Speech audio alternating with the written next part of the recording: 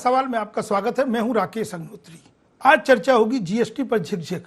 आखिर क्या वजह है जो जीएसटी पर कहीं ना कहीं अगर सरकार प्रचार प्रसार में जुट गई है, जो विसंगतियां हैं उनको दूर करने की बात कर रही है, लेकिन कहीं ना कहीं व्यापारी शहरों में कहीं ना कहीं अपना विरोध दर्ज करा रहे हैं। तो कल मुख्यमंत्री निवास पर शिवराज सिंह चौहान ने एक मंत्रियों की अनौपचारिक बैठक बुलाई थी। उसमें कहीं ना कहीं मंत्रियों को भरोसे में लिया गया। जीएसटी को लेकर के जो गाइडलाइन मोदी सरकार की है उसको आगे बढ़ाने के लिए एक मंत्रियों के साथ मंत्रणा होती है। 7 जुलाई को फैसला किया गया है कि सभी जिलों में वर्कशॉप आयोजित किए जाएंगे। वित्त मंत्री समेत कई मंत्री मैदान में उतरेंगे। वित्त विभाग के अफसर और जो टैक्स एक्सपर्ट हैं उनकी वर्कशॉप भी होगी। तो कहीं ना कहीं जो मोदी सरकार ने नोटबंदी के बाद एक बड़ा फैसला जीएसटी को लिया है, उसको कम से कम बीजेपी शासित राज्यों में कहीं कोई विरोध के सुर न सुनाई दे, उसको लेते हुए स्मूथली चलने के लिए कुछ अपनी सरकार को हिदायत दी है और वो दिख रही है।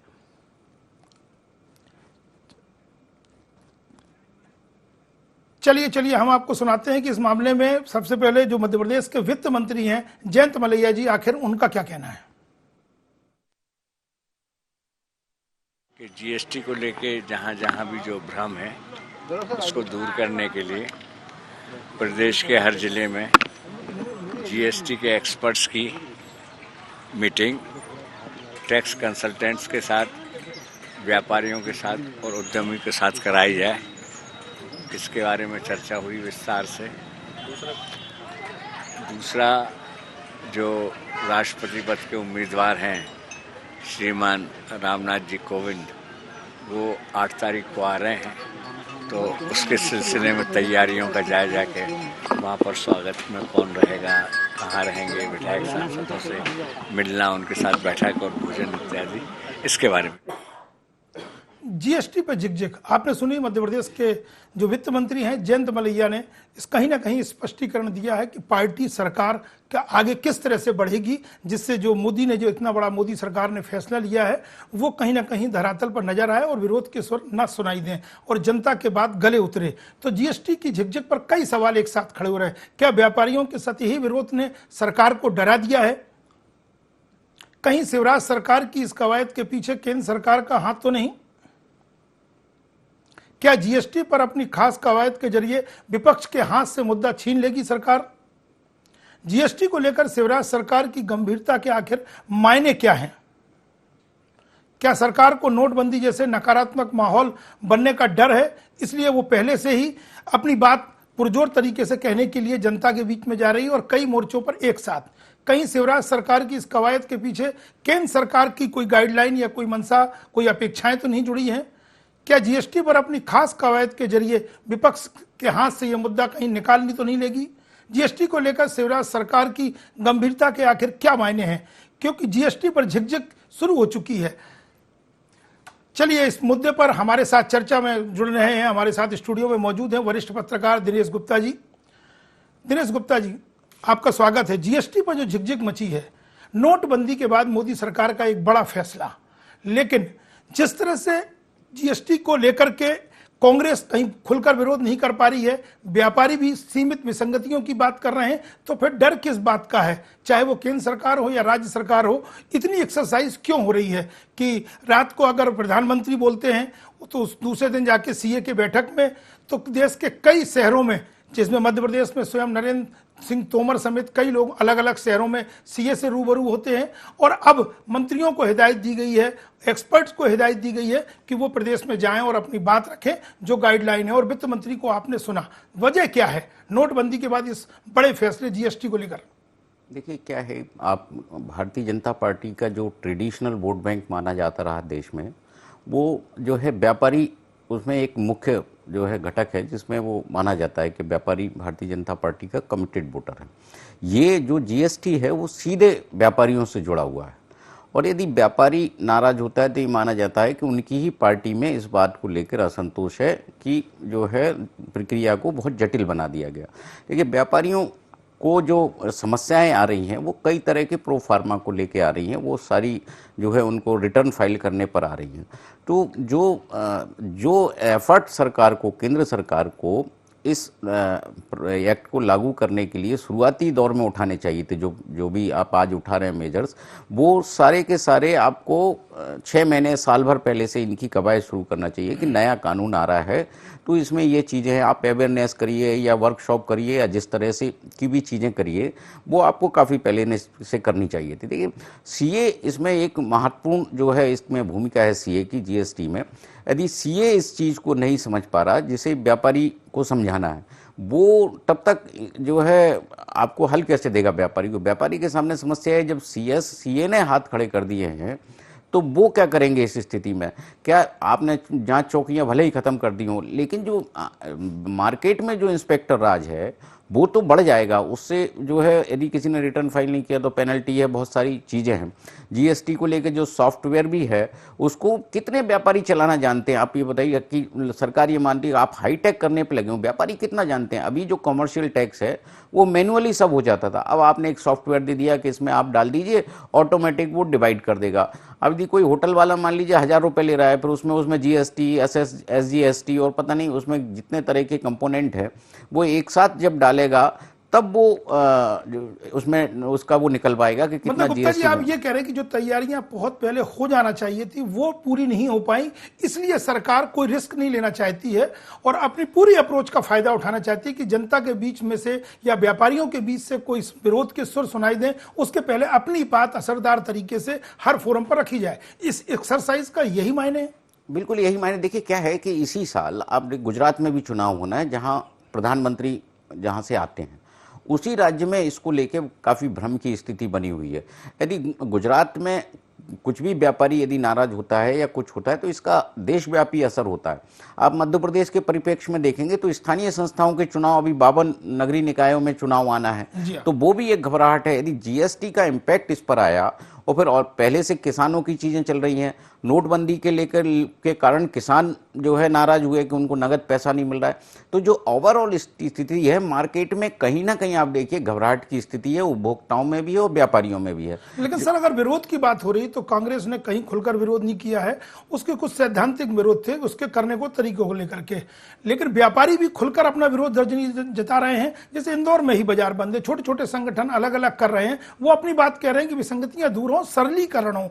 ये तो छोटी मोटी चीजें हैं, आगे आने वाले समय में सुलझ सकती है, लेकिन बीजेपी एक पूरी एक्सरसाइज कर रही है। जैसा कि आपने कहा व्यापारी एक बड़ा वोट बैंक है, ज्वेलर्स को लेकर के भी एक बड़ा फैसला पहले लिया गया था, उसमें नाराजगी थी लेकिन सरकार ने वो लिया है। आपने गुजरात चुनाव का जिक्र किया है, उसके बाद मध्य प्रदेश का जिक्र किया है, आपने ये भी बताया है कि व्यापारी एक वोट बैंक था बीजेपी का। तो व्यापारियों के बीच में किस तरह से बीजेपी जा सकती है और अपनी बात मनवा सकती है, यही है? या वाकई में उसको नोटबंदी के बाद कोई डर सता रहा है कि ये कहीं विसंगतियां ज्यादा चर्चा में ना आए और विरोध हो सके? देखिए ये नोटबंदी के बाद का जो सिलसिला आप देखेंगे, नोटबंदी से आज भी हमारा देश नहीं उभर पाया। अभी भी लगभग 4.5 लाख करोड़ रुपए की करेंसी जो है मार्केट में अभी भी उसकी आवश्यकता है, जो अभी तक छप के नहीं आई है। अभी आप एक नया 200 का नोट अब आप छाप रहे हैं तो लोगों को ये भय हमेशा बना हुआ है, ऐसा ना हो कि अगली फिर कोई सर्जिकल स्ट्राइक नोटबंदी को लेकर हो जाए। तो घबराहट जिस स्तर पर है सभी स्तर पर है। ज़्यादा घबराहट बीजेपी में है क्योंकि विरोध सबसे ज़्यादा जीएसटी का यदि किसी ने किया था तो बीजेपी ने किया था। अब बीजेपी ही इसको लागू कर रही है, गुजरात ने विरोध किया, मध्य प्रदेश ने विरोध किया। तो कांग्रेस का सवाल सिर्फ ये है कि वो सारी चीजें इसमें से हटा ली गई जिनको लेके भारतीय जनता पार्टी की सरकारें विरोध करती रही, वो अभी भी बनी हुई है वो सारी चीजें। दिनेश जी हम थोड़ा सा रोकना चाहेंगे, हमारे साथ बीजेपी के वरिष्ठ नेता डॉक्टर हितेश वाजपेयी जी जुड़ गए। वाजपेयी जी आपका स्वागत है बड़ा सवाल में। जी नमस्कार सर, ये पूरी एक्सरसाइज जो बहुत पहले हो जाना चाहिए थी, नोटबंदी के बाद जो बड़ा फैसला जीएसटी को लेकर हुआ है वो नहीं हो पाया, इसलिए ये पॉलिटिकल ये जो दिशा अपनाई है कहीं ना कहीं राजनीतिक तौर पर एक जमावट कि अरुण जेटली दूसरे स्टेट में जा रहे हैं, नरेंद्र तोमर कई मंत्री और अब शिवराज सरकार मंत्रिमंडल को बुला करके अपने मंत्रियों को मैदान में उतार रही है, वर्कशॉप आयोजित करेगी, तो ये समझाने जा रही है। अभी तो इनको ही ट्रेनिंग नहीं मिली है, जो मंत्री हैं वो क्या परिपक्व हो चुके हैं इस मामले में, या सिर्फ एक राजनीतिक फैसला है कि जनता की तरफ से विरोध ना हो उससे पहले अपनी बात रखी जाए? देखिए जीएसटी के दो पक्ष हैं। एक वो हैं जो फॉल्स नेगेटिव हैं, यानी कि ऐसी नकारात्मक बातें जो है नहीं और लोगों के बीच या तो पहुंचाई जा रही हैं या फिर मौजूद हैं। तो मुझे लगता है उन दोनों को दूर करने की आवश्यकता है। और इसका जो ट्रू पॉजिटिव है, इससे जो सिस्टम को लाभ है वो अधिकांश लोग महसूस करते ही हैं। इसलिए व्यापारियों का विषय मात्र इतना है कि वो प्रक्रिया में शिथिलता या उसमें संशोधन चाह रहे हैं अपनी बातों को लेकर। जीएसटी से उनका कोई विरोध नहीं है, तो ये बातें बहुत क्लियर हैं। अभी जैसे मैं दिनेश गुप्ता जी को भी सुन रहा था तो बहुत सारी उनकी आशंकाएं निराधार और निर्मूल हैं, लेकिन जब उनसे बातचीत करेंगे हम तभी तो वो दूर होंगी ना। अभी तक तो हम दिनेश जी के साथ भी चाय नहीं पी पाए होंगे जीएसटी के ऊपर। तो मुझे लगता है सरकार के जिन लोगों ने फैसला लिया है उनकी जिम्मेदारी है कि वे दिनेश गुप्ता जी जैसे वरिष्ठ लोगों के साथ बैठकर चाय पिए, जो कि एक ओपिनियन मेकिंग का काम करते हैं, और कम से कम उनकी आशंकाओं का जवाब दें। अब उसके पश्चात दिनेश जी क्या बोलते हैं ये हमारा अधिकार क्षेत्र नहीं रहता है, लेकिन उनकी जो आशंकाएं हैं उस पर ठोस जवाब उनको मिलना चाहिए, तर्क सम्मत जवाब मिलना चाहिए, और हमें विश्वास है कि वो जवाब हमारे पास हैं। और ये एक्सरसाइज करने का काम चूंकि सरकार में हम हैं तो हमें तथ्यात्मक बात करनी है, हम आशंकाओं और अफवाहों के आधार पर बात नहीं कर सकते। ये काम विपक्ष का है। चलिए हमारे साथ डॉक्टर साहब हम रोकना चाहेंगे, विपक्ष की ओर से के मिश्रा जी जुड़ गए हैं, कांग्रेस के प्रवक्ता। मिश्रा जी आपका स्वागत है बड़ा सवाल में। जी राकेश जी।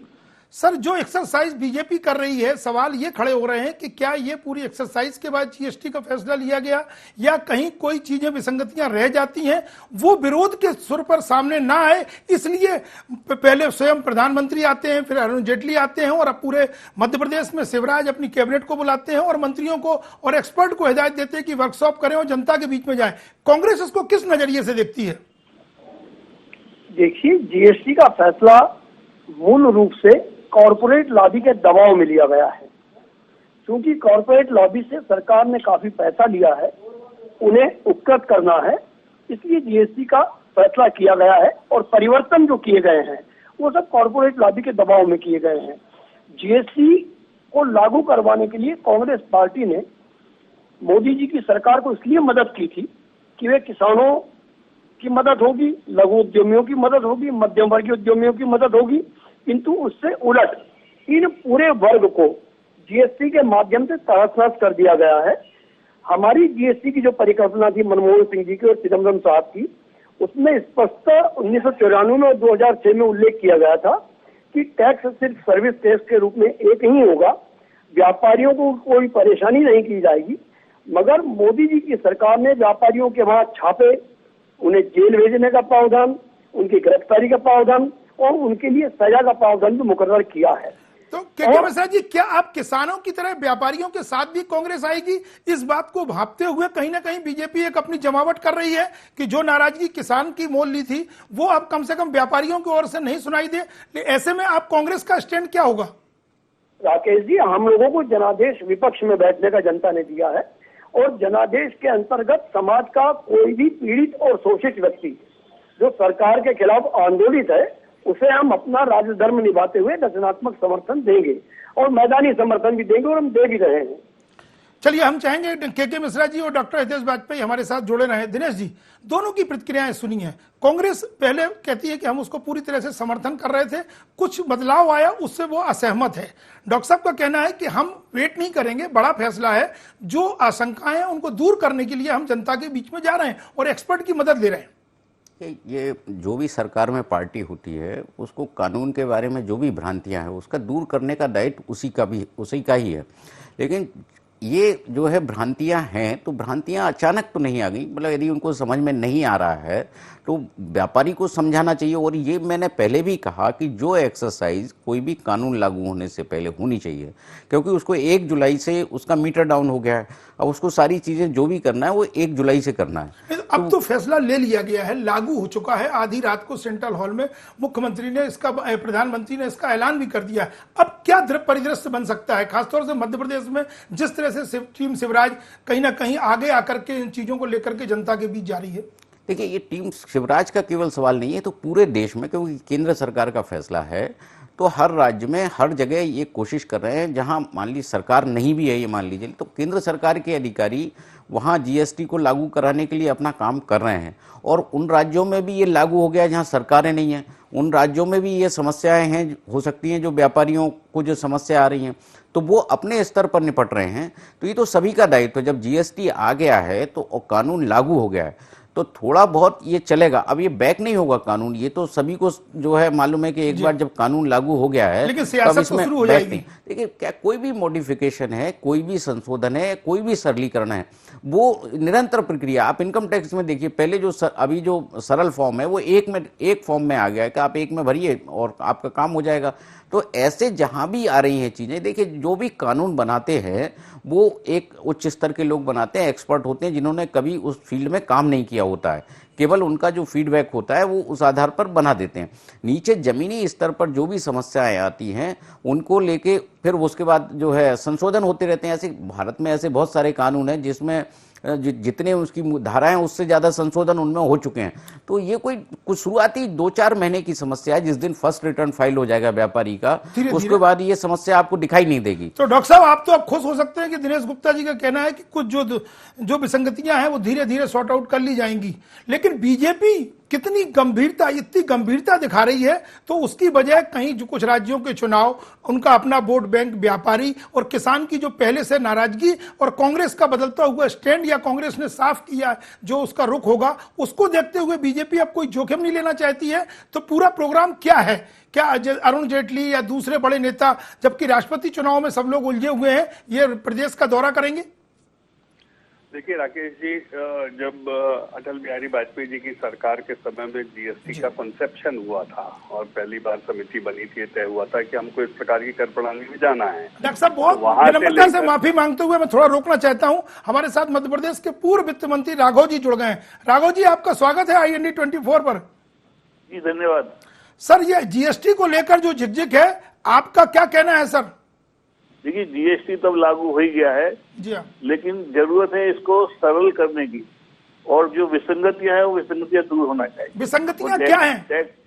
टैक्स की विसंगति हो सकती है, और जो सरलता है वो फॉर्म्स वगैरह इन तक की सरलता होना चाहिए। नहीं राघव जी, जब आप वित्त मंत्री थे तब आपने इसका विरोध किया था। अब आप वहां नहीं है उस कुर्सी पर, लेकिन अब वही सरकार उसके सपोर्ट में है और उनकी ही सरकार केंद्र में है। तो अब कोई गुंजाइश विरोध की बचती है? अब आपके रुख में भी कोई बदलाव आया है क्या? नहीं, मेरा तो रुख जैसा पहले था आज भी है। उसमें से कुछ उन्होंने ठीक कर दिया है, इसलिए वो बातें ठीक हो रही, लेकिन जो ठीक नहीं हुई है उनको ठीक करना चाहिए। तो विरोध के लिए अब मतलब चाहे बीजेपी हो या कांग्रेस हो या दूसरे दल हो, उनके लिए कुछ ज्यादा बचता नहीं है। लेकिन जो व्यापारी चाहते हैं, व्यापारी की मंशा क्या है, अपेक्षाएं क्या है, छोटे छोटे तौर पर ही कहीं, लेकिन विरोध के सुर सुनाई दे रहे हैं। देखिए, व्यापारियों में भारी आक्रोश है, और ये आक्रोश दो कारणों से है। जी हाँ, एक तो टैक्सेशन के बारे में है, और दूसरा जो है इसकी फॉर्मेलिटीज के बारे में। जी हाँ, और ये उनका जो है विरोध जायज है।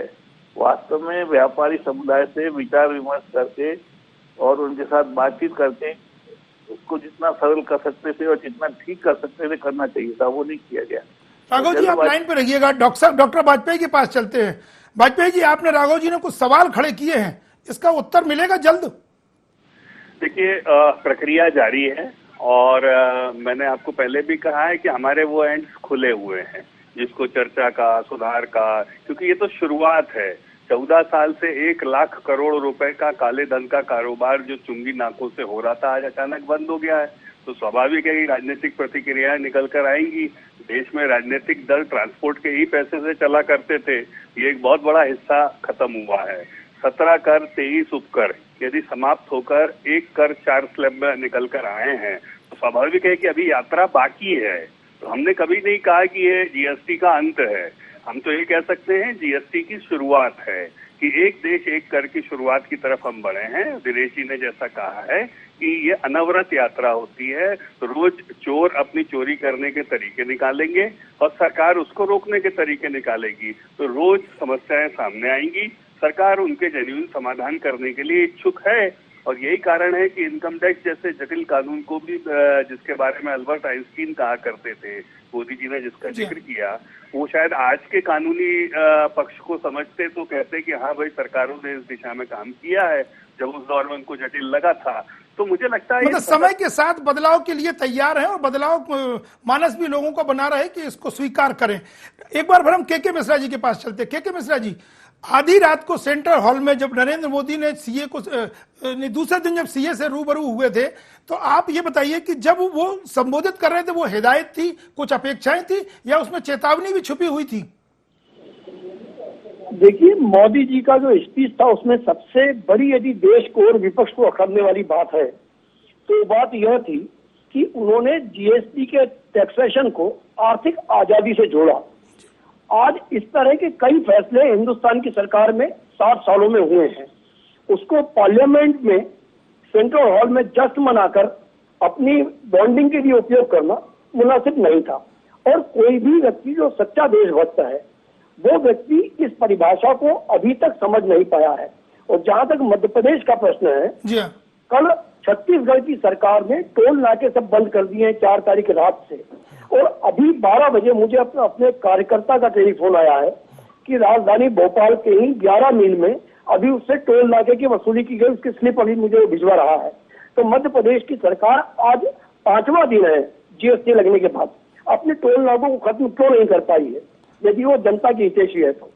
आपने बड़ा सवाल खड़ा किया। राघव जी, आप वित्त मंत्री रहे हैं, तो क्या कहेंगे जब छत्तीसगढ़ ने एक बड़ा फैसला ले लिया, हालांकि वो एक चैनल द्वारा ऑपरेशन था, उसके बाद में ये सख्त फैसला सामने आया है, मध्य प्रदेश में भी अब बैरियर खत्म हो जाना चाहिए?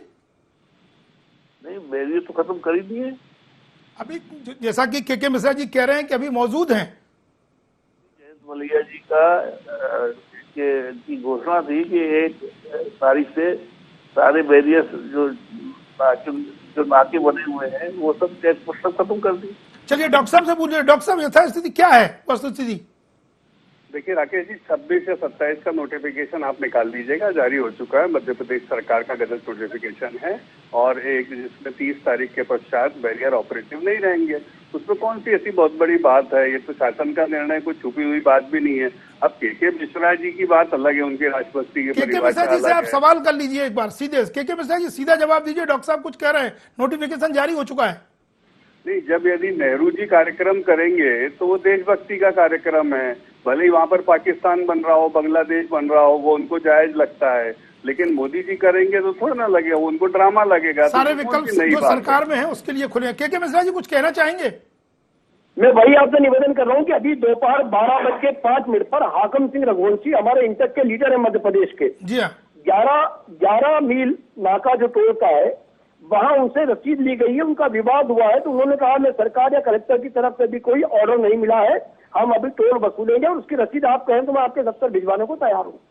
चलिए, कहीं ना कहीं मतलब अभी कार्रवाई होने में आदेश निकलना एक अलग बात है, फैसला लेना एक अलग बात है, जमीन पर नजर नहीं आ रहा है। हम चर्चा में जोड़ने के लिए के मिश्रा जी आपका और डॉक्टर हितेश वाजपेयी और राघव जी आपका बहुत बहुत धन्यवाद। दिनेश गुप्ता जी, नाकों को लेकर के जो बात आ रही है, कहीं ना कहीं छत्तीसगढ़ में फैसला लिया है, कुछ विसंगतियां हो सकती हैं, लेकिन फिर हम वहीं लौट कर आना चाहते हैं कि बीजेपी की रणनीति क्या है? देखिए, बीजेपी की रणनीति तो बहुत स्पष्ट दिखाई दे रही है। देखिए, जो भी भय और घबराहट जो भी है वो भारतीय जनता पार्टी के अंदर है। वजह क्या है? हाँ, वजह जो है, आप देखिए, खुशी तो आप उत्साह तो मना दिया आपने, यदि आप सेंट्रल हॉल में इस तरह का जश्न करके इसको बहुत हाइप नहीं देते तो शायद जो है लोग भी उतना उस पर अटेंशन नहीं जाता, रूटीन के फैसले की तरह हो जाता, और वो नहीं होता। आपने जब इसको एक राजनीतिक मूव की तरह दिया है और आजादी से जोड़ा है इसको, जब आप आर्थिक आजादी की बात करते हैं, मैंने सुना जी हितेश जी जो कह रहे थे कि 15 अगस्त 1947 की जो 14 अगस्त की मध्य रात्रि वाली आजादी और जो 30 जून वाली आजादी, दोनों में बहुत फर्क है। उस वक्त हम अंग्रेजों के जो है गुलामी से आजाद बाहर निकल रहे थे, दोनों को कंपेयर नहीं किया जा सकता कभी भी। शायद वो कह रहे हैं कि आर्थिक आजादी इसलिए क्योंकि अब देखिए, आप आर्थिक आजादी कैसे कह सकते हो उसको, इसमें टैक्स तो लगा ही ना, आर्थिक आजादी कहाँ है ये? जब आप कोई भी नाम बदल के आपने सारे टैक्सों को भले ही एक जगह कर दिया है, लेकिन टैक्स तो आपको देने ही है, तो आर्थिक आजादी को किस तरह से आप मध्य डिफाइन प्रदेश करें? के परिप्रेक्ष्य में हम चाहेंगे हमारे दर्शकों को, दिनेश गुप्ता जी आप समझाएं कि ये जो फैसला जिन परिस्थितियों में लिया गया है और जिस तरह से उसको अमली जामा पहनाने को लेकर के शिवराज सरकार गंभीर है या कुछ महत्वपूर्ण दिशा निर्देश उसने दिए हैं अपनी टीम को, उसको इस वक्त इस परिदृश्य में किस तौर पर देखा जाए? वजह क्या है ज्यादा गंभीर और ज्यादा संजीदगी की? वजह केवल ये है कि देखिए मोदी जी का दबाव होगा, पार्टी का दबाव होगा कि ये एक ऐसा फैसला है जो देश में बहुत बड़े सुधार की ओर, या जो भी जिस तरह की भी इसके इम्पैक्ट आएंगे, आप इसे पॉजिटिव भी मान सकते हैं, निगेटिव भी मान सकते हैं, किसी भी कानून का। देखिए बहुत सारे कानून यहाँ अपने देश में ऐसे बने हैं जिन्हें बाद में विड्रॉ करना पड़ा। बहुत सारे आप जो है आतंकवादी वाले कुछ कानून थे, बहुत सारे थे जिनको बाद में विड्रॉ भी करना पड़ा, वो भी क्रांतिकारी कदम माना गया था। तो शुरुआत में जो होती है किसी भी चीज़ की, इसका जो इम्पैक्ट आता है वो कुछ जिसमें साल दर साल लग जाता है, काफ़ी लंबा टाइम लगता है।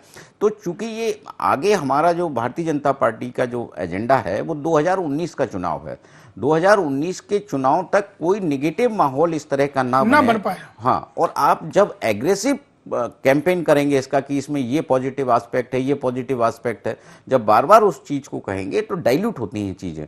तो ये इसको चलिए केवल दिनेश गुप्ता पॉलिटिकल जी, मूव है। चर्चा को हम यहीं विराम देंगे।